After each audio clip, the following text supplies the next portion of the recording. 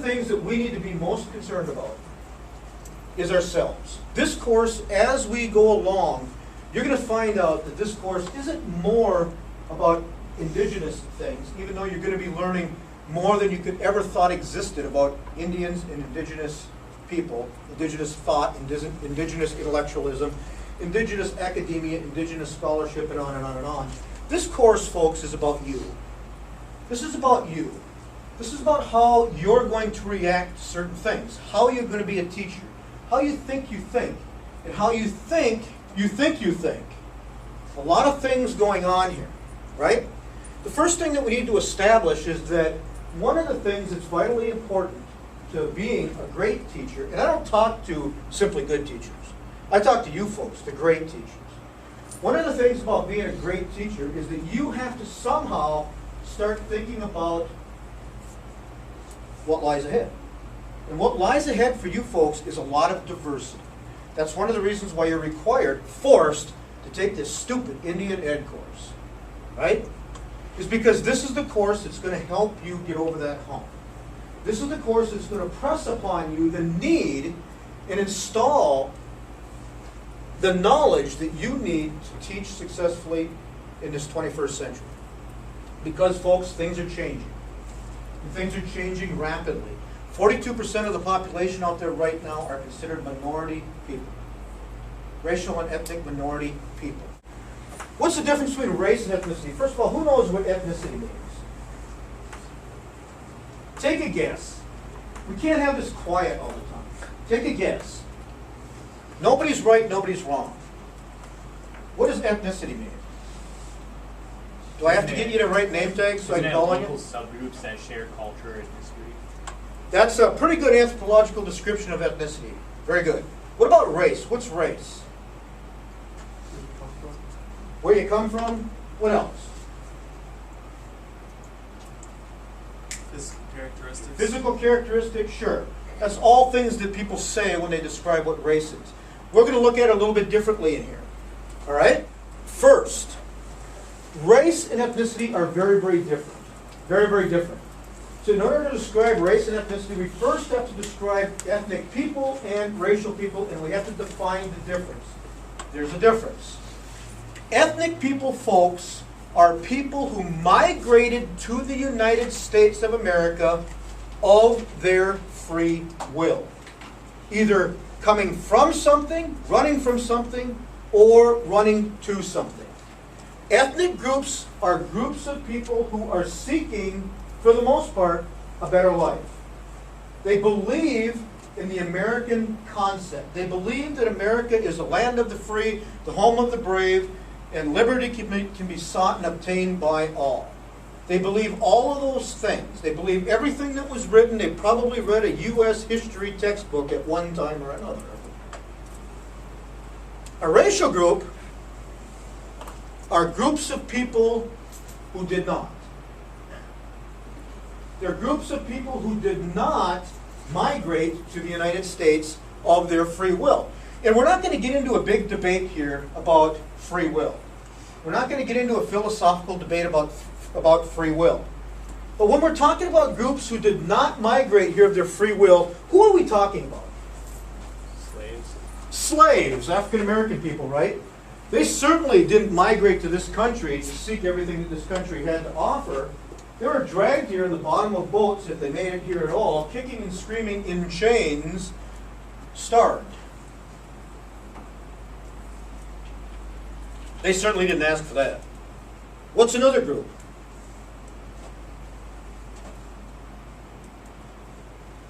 Come on. What's another racial group? What's another racial group? Who didn't migrate here? Huh? Loud. Say something. Natives. Natives! Yes, American Indian people did not migrate here. We were already here. So we didn't come here seeking this American dream. We didn't come here seeking all of this kind of archaic theory of the melting pot and all that kind of thing. We didn't come here doing that. We didn't migrate from some other place to come here. We were already here. at the establishment of this country. What's another group? What about Mexicans, Mexican Americans? Racial group or ethnic group? Both. Mexican Americans, racial group or ethnic group? Could it have started as a racial group and then became? Yeah. Well, I think we're talking about a racial group here, right? Because the whole southwestern part of the United States was taken from Mexico, right? Spanish-American War, all that kind of stuff, right around that era. Remember? Yeah. Okay, so what we're talking about there are a racial group. They certainly didn't migrate very far, did they? They went from California to Arizona and back again because of Disneyland. What about Cubans? What about Cuban Latinos? We talked about Mexican Latinos. What about Cuban Latinos? Ethnic or racial? I would say an ethnic group, right? Most of the Cubans established in Florida were thrown out of Cuba by Fidel Castro, right? Castro threw out the millionaires because they were grabbing up all the land and starving the people. So he threw them out. They migrated to Florida. More of an ethnic group. They chose to move to Florida and other places in that area. What about Somalis? What about the Somali people? Ethnic group or racial group? Ethnic. What do they look like? Tall. No, I mean, what group do they look like? Let's stereotype here for a second. What group would you place them in just by a glance? Probably the racial group, right? But very much an ethnic group. Very much an ethnic group. Here's an interesting thing that's going on right now. They have a huge problem there between, and it's a racial problem, between, and it's not between African Americans and white people. That's not an issue up there. The problem is between African Americans and Somalis. Why? Well, because the ethnic groups are seeking human rights. African American groups, the racial groups, are seeking civil rights. American Indians, civil rights, although a little bit different, we'll talk about in a minute. Latino, civil rights, and even more. We're going to be hearing more and more about the Latino push for civil rights over the next 10 years. I knew a person who was Hmong. They were in Laos. A Hmong group, he self-describes himself as one of the hillbillies in Laos. I know nothing about it. That's what he says. He told me that they lived in a room about twice, or not a room, but a compound about twice the size of this room, surrounded by a fence that had razor wire going around the top, in about 3 feet of mud. Now, when he got to America, he lived in a shack. But he was the happiest person on earth. He no longer had to run around the countryside trying to find firewood. All he had to do was turn up his thermostat. Very low income kind of place. But he was happy as hell. He was really, really happy. Because he came from mud. So he was seeking, at least, the bottom line was human rights. Right? What the Somalis can't understand is why African Americans are so upset. Because they have nicer places than he was living in when he got here. Well, what he doesn't understand, the Somali person doesn't understand, is the long battle from the Civil War, way before the Civil War on, for civil rights, equality, and equity in the country. And how that's worn down the people. So, two very legitimate battles going on from two very, very different perspectives. Someday, that Somali ethnic group is going to turn into a Somali racial group, probably 1 or 2 generations down the road, when they're going to be struggling to figure out what they're going to do about achieving civil rights. You see what I'm saying? So if you're living in the mud, living in a cardboard shack is pretty darn good. If you're living in a cardboard shack and you see people living in a house, you realize that it's not all that good. Right? 2 different perspectives. Well, let's think about this for a minute. Let's use this mascot issue that everybody can't understand, and let's make it very, very, very understandable. The racial groups are protected by federal law. They're federally protected groups, just like disability people, just like women. just like all kinds of other groups. They're protected by law. Gay, lesbian people, protected by law. Ethnic groups, not protected by law. They bought in to this American thing. Complete total buy-in. So when they came, for instance, I don't know, the Vikings, they gave up the right to say, you can't use my name, because they're part of the dominant institution. When the Fighting Irish, even though Irish when they came here had a heck of a problem, when they started to achieve equality throughout society by gaining all kinds of, especially civil servant level jobs to begin with, they bought in. Notre Dame Fighting Irish, no problem. You're never going to see the Nebraska N-word, right? You're never going to see the North Dakota Fighting Sioux 2 years from now, because they're gone. They're done. Today, the Washington Redskins announced that they're going to be changing their name. Whoa. Did you hear that? Yeah. Interesting. There's, yeah, they don't really, they haven't picked it. They're at the beginning of the process. Yeah, they just said that it's going to change. So, for racial groups or protected groups, you really don't have the right to use their images. You don't have the right to do that because they're protected groups. If you come here as a group and you have buy-in, you give up that right. You're choosing to become part of this quote-unquote, archaic as it is, melting pot. It's not a melting pot anymore, by the way. It's more of a tossed salad. It's silly to think of us as all melting together being one kind of people, because we're not. We're just simply not. I don't live anything like most of you people live. Nothing like you people do. I don't have the same value system. I don't have the same religious ties. I don't have any of that stuff. I'm not a Christian person. Uh-oh. Nobody got up and left. Good sign. So there's differences. The thing that we need to do is understand the differences and learn to live with each other. Right? So, what do we have to do as teachers? We have to start looking at things from a different perspective. We have to start going within. We have to start thinking about our own comfort zones. Right? Our own comfort zones, because we don't all have the same comfort zone. Think of this room as one big circle here. We'll cut the circle right in half. Over here, this is where all my crap is, man. When I was a kid, I loved it. I loved getting sent to my room. Sometimes I thought I'd do nasty crap just to get sent to my room. Why? That's where my stuff was. Everything I recognized was in there. I had my baseball bats, my TV set, my stereo with speaker. Classic rocker. Right? Had the big stereo. I had over 5,000 record albums at one time. Just all kinds of cool stuff there, man. That was my place. Just like this half of the circle, folks, is your place. This is your comfort zone. This is the area where you feel most comfortable. You can skip around here. You can dance. Go to the nightclubs. You can have a beer. As long as it's over here, right? You don't want to go over there. Over here.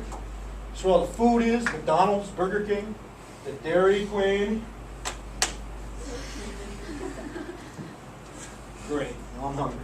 That's where all that cool stuff is. This is where the jargon is. This is where American pop culture is. All the reality shows, all that crap, I do mean crap, that's all over here. Right? But we're comfortable with it. We're comfortable with it. Every show over here we're comfortable with, right? Well, let's step up to that line. Whoa! Step up to that line a little bit, it gets a little bit different. And it does get different. Cross over it once in a while. Whoa, you can cross over a little bit and then take your time and get back here and go, like most of us have done. Right? Most of us have done that. How many people have been to South Sioux City? For most people, being in South Sioux City is not a very comfortable experience because it's mostly Latino. Yeah, I can cross over anytime I want. I can be walking over here and I can come up here. I can take that venture over. Whoa, not so bad. Burritos. Fry bread? Take fry bread. Kind of like fry bread, as long as you don't get too much. Then I can step back. But the important thing is to continue to step over. Because if you step over right here, all of a sudden you go and talk to somebody, maybe your line moves a little bit. See what I'm saying? Maybe you just expanded your comfort zone a little bit. And it is your responsibility to expand your comfort zone. It's not the people over here's responsibility because most of the time, that circle isn't cut right in the middle. It's cut way down here in this society. Start down here at the Cherry Street Grill and walk all the way down to Hy-Vee sometime, and you tell me how many things you see that are American Indian. Zero. Start at Walmart and walk down to the river in Yankton, on the reservation, by the way. Yankton's on the reservation. Tell me how many things you see are American Indian. Zero. You can't tell me that it's even, right? It's not. There's nothing out there that represents me. So, I'm forced to live in this dominant culture all the time. All the time. You folks aren't. That's your comfort zone. I'm coming from over here. And I'm pushed into your comfort zone. And I'm forced to live here all the time. So this stuff about, why don't you come and see me? The people who have the biggest chunk of the pie, it's their responsibility to go over there. So, you can do that. Come over here. One time I went to a mosque, an Islamic mosque. I was kind of scared. I didn't know what to expect. I thought there'd be people in there, and Molotov cocktails, ready to throw a gasoline bottle at me. You buy into all the stereotypes, right? Well, I get in there, the first thing I do is I smell food, as I usually do. I can smell what's cooking over the muck right here, right now. And I walk in there and it smells like really good. You know that smell when you walk into Famous Dave's down in Sioux City? Oh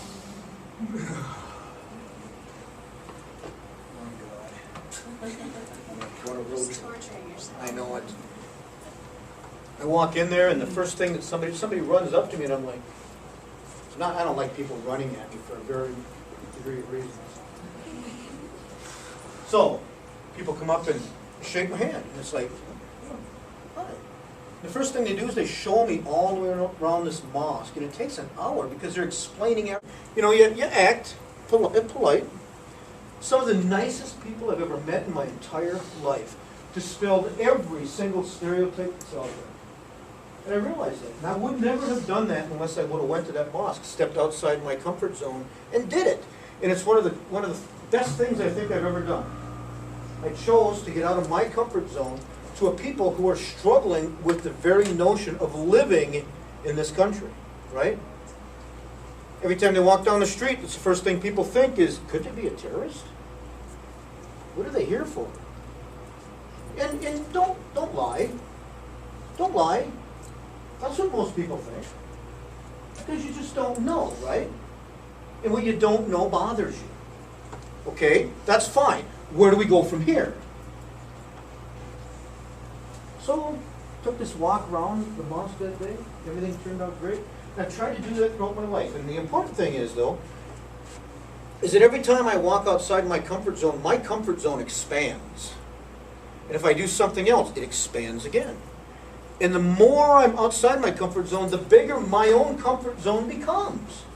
And the greater the things are out there, the more I get to see, the more I get to experience, the more people I get to know, the more cultures I get to know, the more I learn.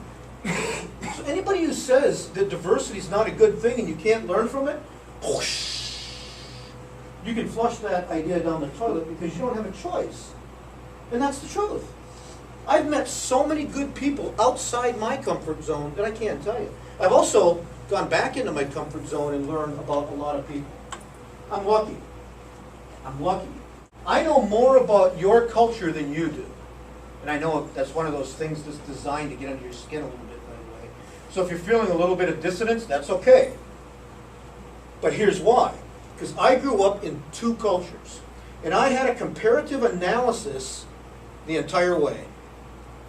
I was always able to compare two cultures. And because I was able to compare two cultures, I learned a lot about both cultures. It's something you've never had to do. Right? You've never had to do that. Because you're there. You don't need anything else. How many languages do you speak? Two. Two. What do you speak? Well, I guess that's speaking of American Sign Language. Sign language. Two. What do you speak? How many people in here only speak English? Bad English. About 90% of you should raise your hand. Bad English. Yeah. I speak 4 languages. Whoa, 4 languages? Yeah. Abenaki, Anishinaabe, of course, Minnesotan, which really isn't English. Minnesotan. You're killing me here. I'm from there, I can talk about it.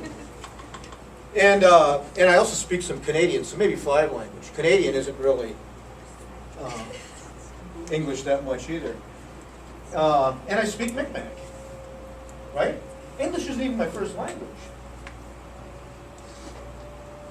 We don't even know any other languages, for Pete's sake. We've got to get out of this, man. We've got to start thinking about expanding ourselves. But we don't have to.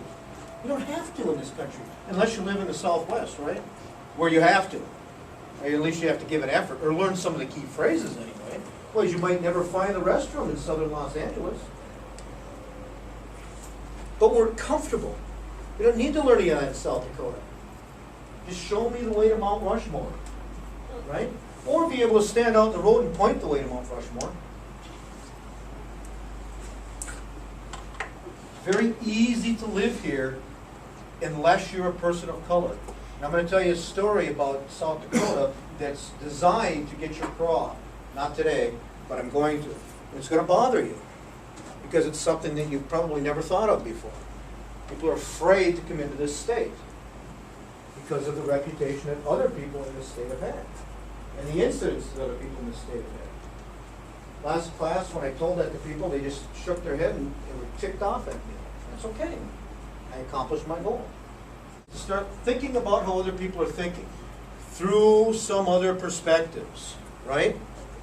I've been sitting here the whole class, and I've been walking around in these circles, and I've been standing in front of key people, seeing how they react.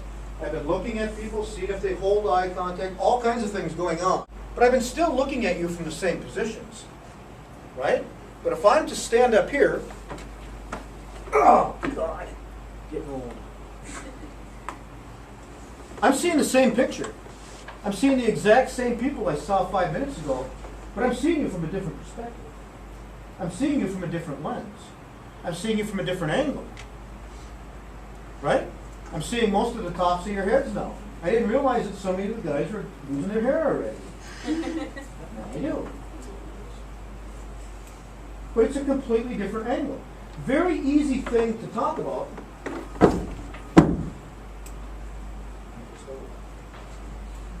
But something that we don't think about much. And something that can be illustrated by something that's simple. Look at things from a different perspective. Go out of your way to look at things from a different perspective. Experiment with some different food once in a while. Get out and meet different people.